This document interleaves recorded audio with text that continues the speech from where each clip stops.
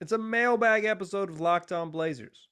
We got questions about CJ McCollum's fit with the Blazers' new starting lineup. We got questions about trades that might be on the horizon. And then we're going to talk about which Blazers players, which beverage. Welcome to Locked On Blazers. Let's get into it.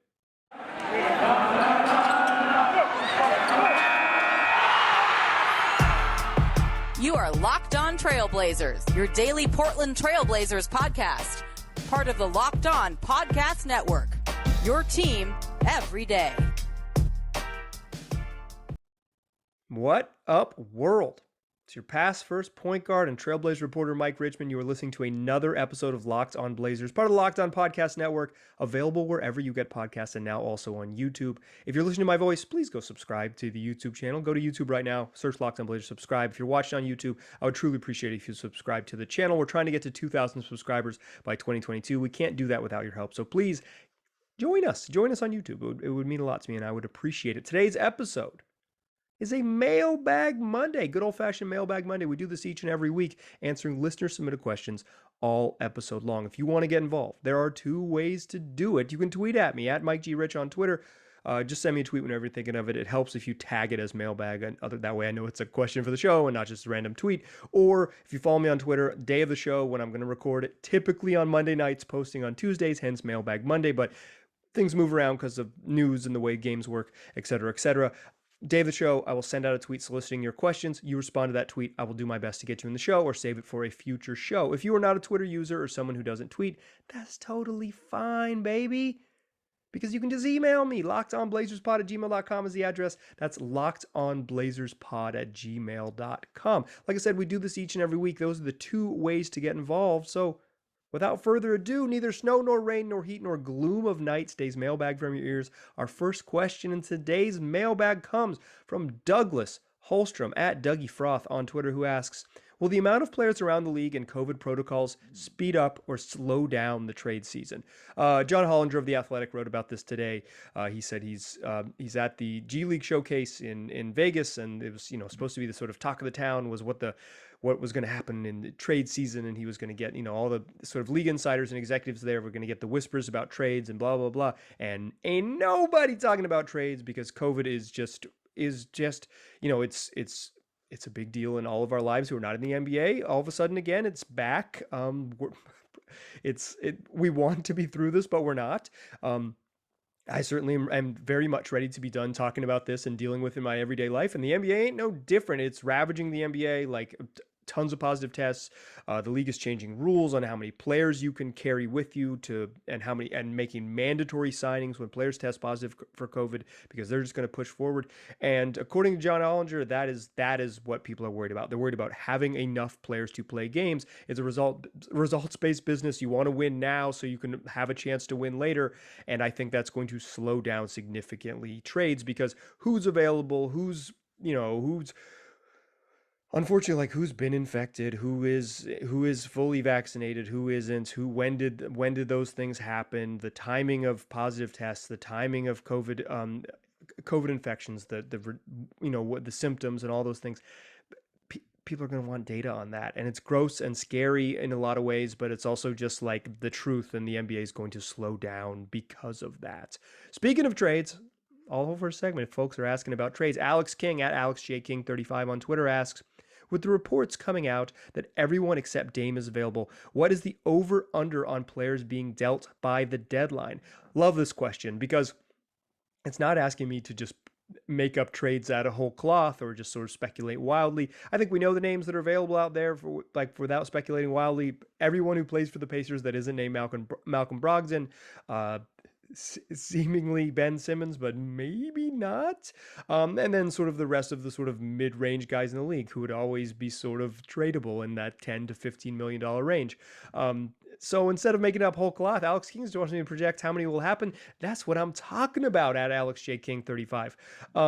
I would put the over-under on Blazers player traded before the deadline at 3.5. And I'm putting that to get some action because I think a CJ McCollum trade's happening. I think a one of Robert Covington or Yusuf Nurkic trade is happening. Those could happen within conjunction of each other. That'd be two players. It could be conceivably three, but probably won't be all three of those gentlemen. It'll be two of those three you can bet on. And then I'm betting that two of those three will be in conjunction with another player like a Tony Snell or Cody Zeller, a minimum guy to make the salaries and make the sort of numbers work. So I think 3 is like a gimme.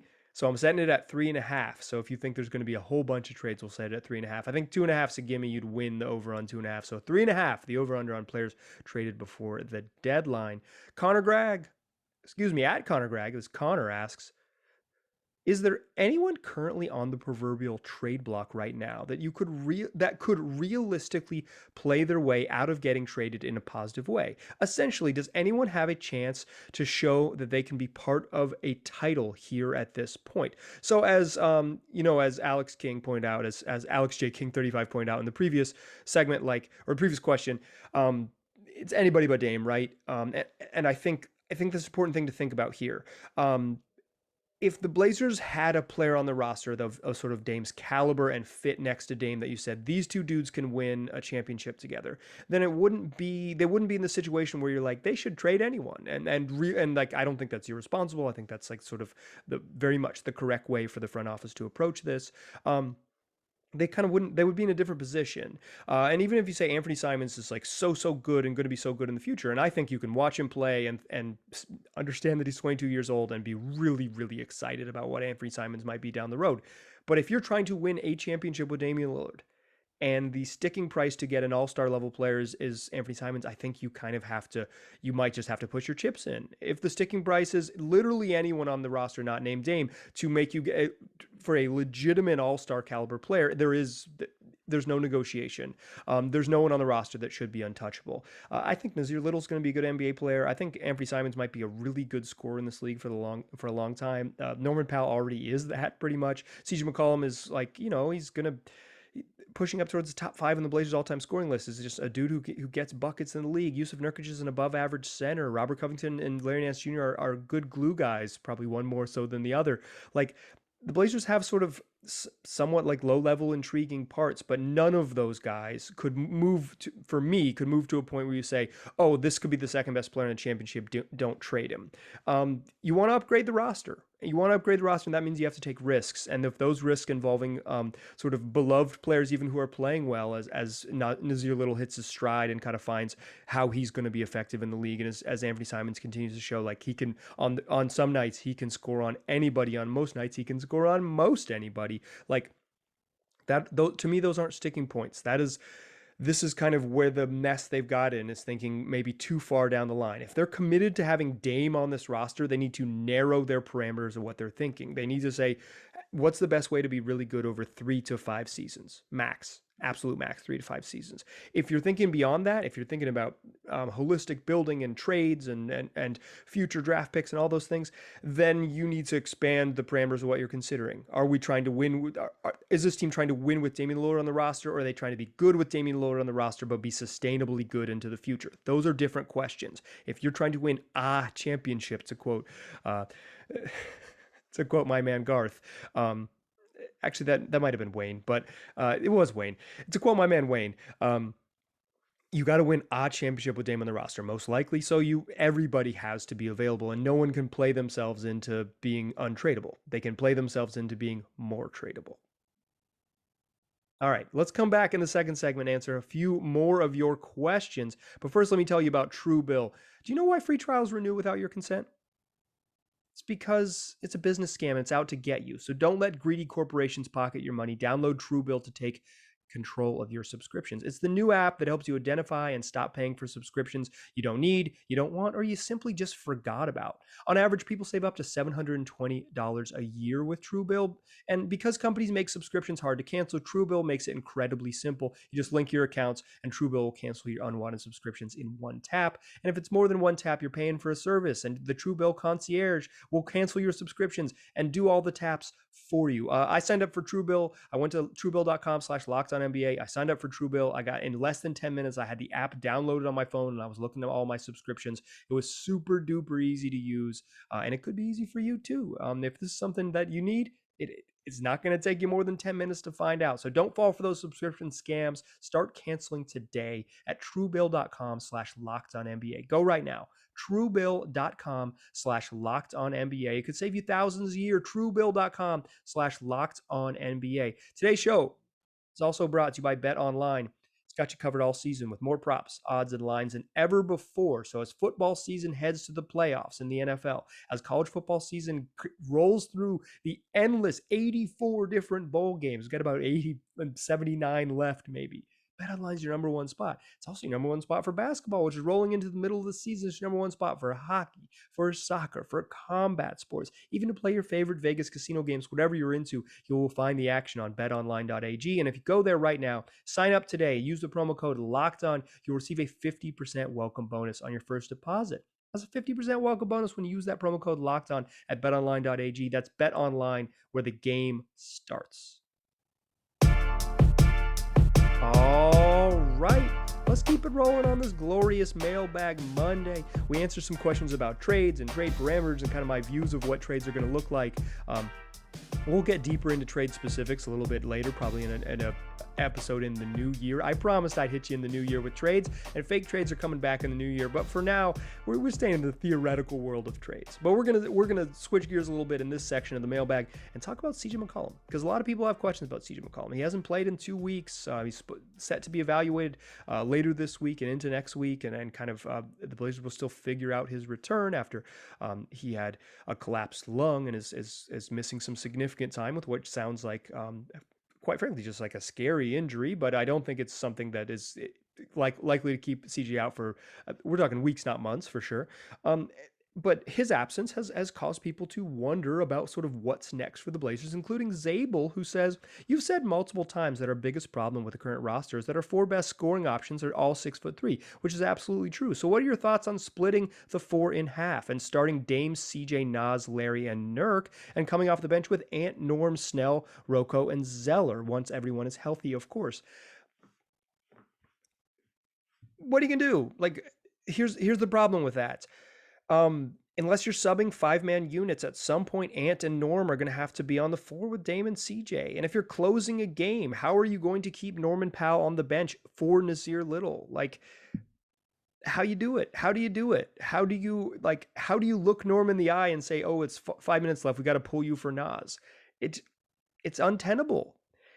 The problem with having your best players and your highest paid players be all the same size is you got to put them on the floor together. This is the bed Neil Olshey made and the bed the Blazers currently have to sleep in until they make those trades. But you're not alone, Zabel, in offering something similar to this.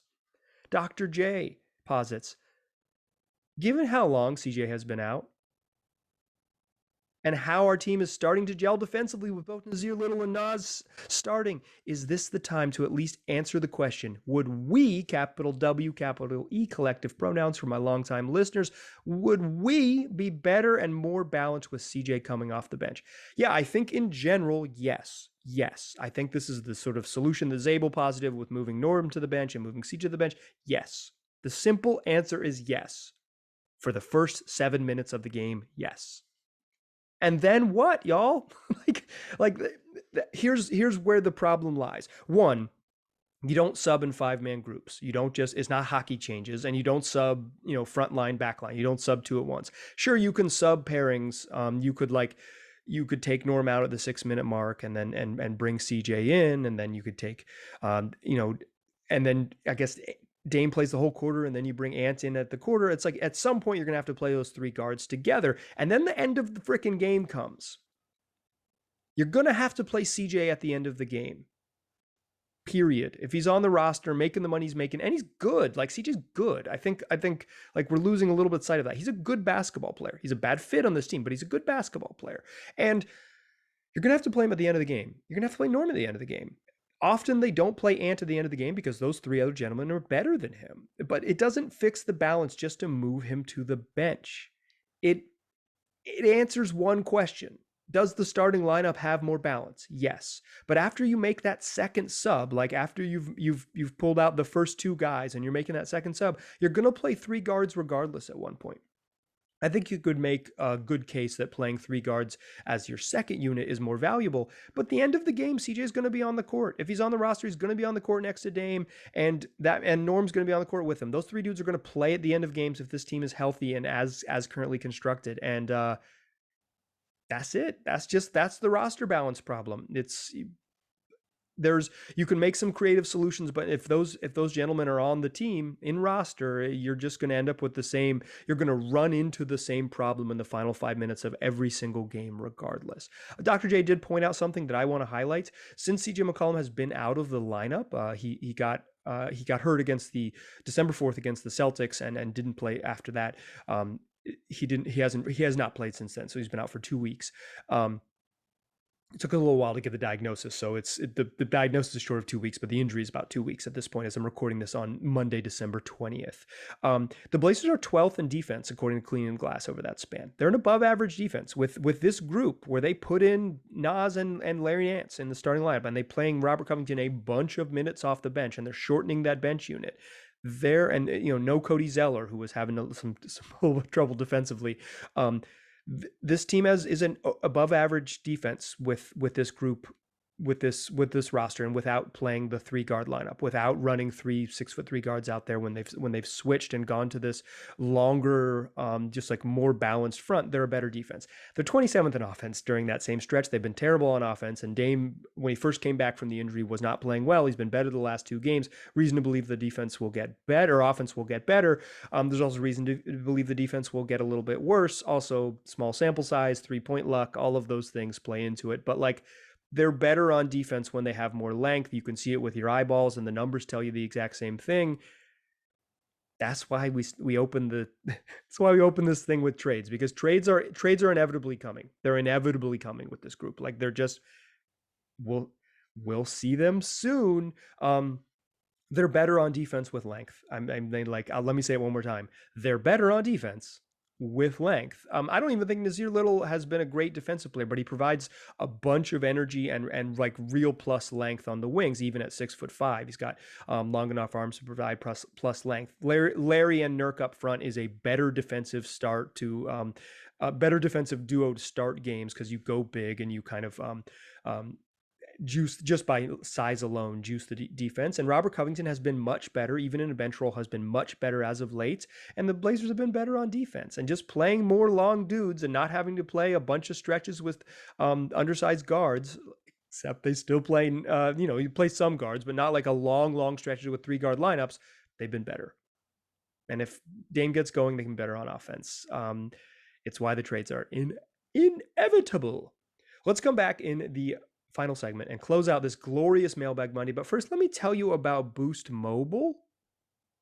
You listen to podcasts for the power of knowledge. You switch to Boost Mobile for the power of saving money. Because with Boost, you get the power of free 5G phones. You can listen to all the latest episodes. The power of 3 unlimited data lines for $30 a month per line, so your family can harness all that power too. And the power of one of America's largest 5G networks, so you can do it all at the speed of 5G. With all that money you'll save and all that knowledge you'll gain, just how powerful will you become? Switch to Boost Mobile and find out. Get a free Samsung A32 5G when you switch to one of America's largest networks. More power to save. Boost Mobile. Disclaimer real quick. Free phone limited to new customers and 1 per line. Additional restrictions apply. Offers and coverage not available everywhere or for all phones and networks. See boostmobile.com for details. Still a pass first point guard. Still Mike Richmond. You're still listening to Locked On Blazers. We're still cruising through a glorious Mailbag Monday. We talk trades. We talk CJ McCollum. Now let's talk a little nonsense. Jason Reyes at Jason_Reyes_. Don't forget the second underscore asks, is this the dunkiest roster the Blazers have ever had? The roster consists of 4 past dunk contest participants: Dame, Larry Nance, Ben McLemore, and Anthony Simons. Hold on. How you going to lead with Dame as a dunk contest participant and dunkiest player on the roster? You know what you did, Jason. You're not wrong. He has competed in a dunk contest, but you know what you did. Jason continues. And 3 worthy dunk contest contestants in Greg Brown III, Nasir Little, and Norman Powell. If they held a mega dunk contest between them at practice, who would win? Okay, so yeah, I think this is the dunkiest roster in recent memory. I mean, I think the 90s Blazers, the way they played so fast and with Kersey and Clyde Drexler, probably have the claim of dunkiest, sort of in game. That's the dunkiest team. But in terms of wild hops, this might be the hoppiest team ever. Because Ant doesn't throw down a lot of in-game dunks. He has a couple wild ones, but he doesn't dunk a lot. Ben McLemore does not dunk when the game starts. Norm, not really an in-game dunker. Nas dunks a bunch. Greg Brown dunks every chance he gets. Dame literally has one dunk this season. So yeah, they're the hoppiest team in recent memory for sure. Maybe hoppiest team in franchise history. I think who wins is probably Greg Brown because of youth and just wildly effortless hops. But Nazir Little and Anthony Simons will give him run for his money. And I don't know how many of you have access to go to Blazer games, but if you do go to a Blazer game, I recommend you get there a little bit early and watch warm-ups, because Ben McLemore will throw some alley-oops to himself off the glass in the layup line, and it's oh, this dude's a freak. He has some, he's pretty much just a shooter in the run of play. But in the layup lines prior to Blazer games, Benny Mac can get up, a wild athlete, and reminds you of it a few times during layup lines.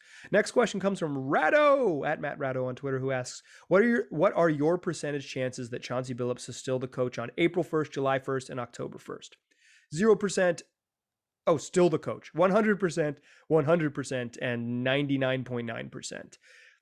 They're not going to fire Chauncey Billups. Certainly not in season. I think it would be unlikely they fired him in July, and I give it an unlikely chance in October just because he's under contract for 3 more years following this one. It would be surprising to me if the ownership would pay Chauncey Billups to not coach this team for 3 full years. That's a lot.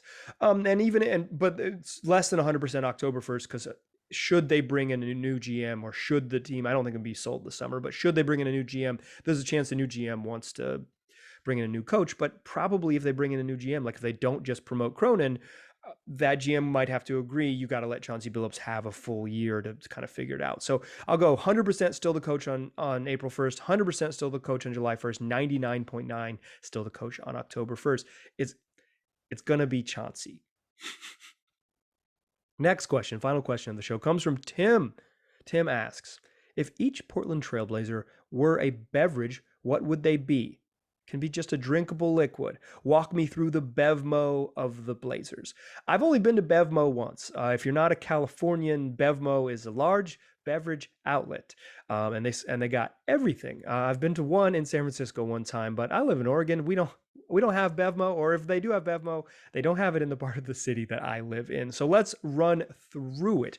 Damian Lillard is a 2008 Dom Perignon vintage brut that retails for about $334. It is a sign of class, it is a sign of party, and it is a sign of you're upscale, you're having a good time, you're living the life if you're drinking that 2008 Dom Perignon. CJ McCollum is a 2010 Dom Perignon vintage brut retailing for $210 on average. Look, if you just had the 2010 vintage, you'd be happy. You'd be having an awesome party. You probably wouldn't even know about the 2008 vintage. But when you have them both together, you know which one you're choosing, and you don't need both. You'd probably just rather have another bottle of that 2008, not crack open the 2010. On its own, 2010 is fantastic. It's fancy champagne. Paired with 2008, it feels a little bit worse, and it's just not a great match. Nazir Little is sparks. Provides you with a whole bunch of energy, and if you get in his way, it's going to mess up your head. For those of you who've had sparks, drink a couple of those, maybe a third, your head's not going to feel good. Larry Nance Jr. is Pedialyte. Under the right conditions, Pedialyte can save you. It can be a savior. It's exactly what you need. On its own, you're probably not pouring up a glass of Pedialyte. Yusuf Nurkic is Coors Light. On a summer day, it's hot out.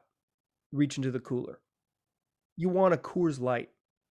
It is the perfect drink for that dependably perfect summertime beverage. But there's a lot of other times you can be disappointed to have a Coors Light. What you got in the fridge? Just Coors Light? Damn it. Yusuf Nurkic is Coors Light. Norman Powell is Kirkland's signature brand Champagne Brut. Gives you a lot of what that 2010 Dom Perignon does, just at a little bit cheaper price tag. And if you didn't know any better, they just poured it into a glass. So without the discerning eye, you might think that's pretty damn close. If you know that 2010 Dom is a whole cut above. It is in a whole nother ballpark. But if you don't know and they just pour you up a glass, you might be confused by that Kirkland Signature brand champagne. Anthony Simons is La Marca Prosecco, also available at Costco, also available on the cheap. And for a lot of folks, probably could stand in for those fancier champagnes, and you might not know the difference. Like I said, discerning heads will know the difference between the Norman Powell champagne and the Anthony Simons champagne. They might be disappointed in that 2010 Dom Perignon CJ McCollum champagne, but if they know that it's a step down to go to those other champagnes, but they also know that it's a reasonable replacement if you're on a budget. And La Marca Prosecco, if you don't buy it at Costco, is going to cost you a whole shit ton more. So shout out to Anthony Simons. He's about to get paid this summer. Robert Covington is a hazy IPA. Last summer, I loved hazy IPAs. They were my jam. I'm not as excited about them this winter. Not as excited about them. Hazy IPAs have lost some of their excitement for me. Ben McLemore is mid-shelf tequila. It's a shooter. And you know what you're doing. You're not drinking mid-shelf tequila to have a chill night. You're drinking a mid-shelf tequila to get hot, baby. To get drunk. It's a shooter. Ben McLemore is that mid-shelf tequila. Maybe like a Don Julio if you want to get specific. Cody Zeller is instant coffee. Folgers for my real heads. When you need it, and you're in a hotel room, instant coffee provides the caffeine you need. When you need it, and you're somewhere weird where they only have instant coffee, that's it. You need caffeine, you need the coffee, whatever. You're gonna get you're gonna get it. You're gonna get what you wanted. That a little bit of bang for very little buck. But you know the real thing's better. You know you'd rather have a nicer cup of coffee than that if you can afford it. Tony Snell is Angostura bitters. Because most of the time that's in a beverage, I don't even notice it. Dennis Smith Jr. is Aperol Spritz. The drink of the summer in 2017, the hottest pick for Rookie of the Year coming out of the draft, and a drink that I still enjoy, quite frankly. But it is not as hot as it was in 2017. It's not on every menu. There is not a national shortage of Aperol like there was back in 2017. It's cooled down a little bit. Still a great drink, though. Pour yourself an Aperol Spritz. It's a little cold, but when it warms up here in the spring, get an Aperol Spritz. You'll still enjoy it. Greg Brown III is a sugar-free vodka Red Bull. Absolutely not messing around. If you order a vodka Red Bull at the bar, you know what you're doing. You are getting hype, and you're probably listening to like electronic dance music or something. You know who you are. And that's who Greg Brown is, not messing around. When Greg Brown gets in the game, something wild and fun is about to happen. Now, is maybe a little reckless. You probably maybe shouldn't have too many sugar-free Red Bulls or vodka Red Bulls. You probably shouldn't have too many Greg Brown minutes, but it's fun. It's fun in a short while. It's a real fun burst. Trenton Watford is an espresso martini. Surprisingly popular right now. And I think I would like an espresso martini, but I don't really get it. Why are all you adults drinking chocolate milk? What's with those sometimes carbonated chocolate espresso martinis? Why are we drinking mocha coffee drinks with alcohol in them? Why is Trenton Watford getting so many first half minutes? Like I said, I think I would like chocolate and coffee and a little bit of fizz in a cocktail, but I'm not sure I get it. I'm not sure why this is so popular right now. Keldrin Blevins is that cool box that Dom Perignon comes in. You got that cool 2008 vintage Dom Perignon. Guess what? Comes with a sweet box. That's going to do it for this episode. If you want to get involved in a future mailbag, there are two ways to do it. Tweet at me at MikeGRich or send me an email lockedonblazerspod@gmail.com. The Blazers are scheduled on Tuesday evening to play New Orleans Pelicans. We're going to just assume that the games are happening until we find out they aren't. Regardless, we'll have a show either recapping the game or talking about why it didn't happen. But things look like it's going to happen. Pelicans are not in protocols. Blazers don't have folks in protocols. And the NBA, in those situations, is going to press forward until we hear otherwise. So we'll have a recap of that one waiting in your feed. That game's on Tuesday evening, December 21st. So on December 22nd, we'll have a recap of that game. On the 23rd, trying to get Jason Quick in here. It's Christmas week. Maybe, okay? Maybe. So hopefully that will, hopefully you will get that one in there. Hopefully we'll get Quick on the show. Regardless, you'll have a show. So come back, listen to the podcast wherever you get podcasts. Subscribe to the YouTube channel. Help us get to 2,000 subscribers by 2022. Tell your friends to do the same. Just search Locked On Blazers wherever you're looking for us, and you will find us waiting there for you. Appreciate you listening. Talk to you soon.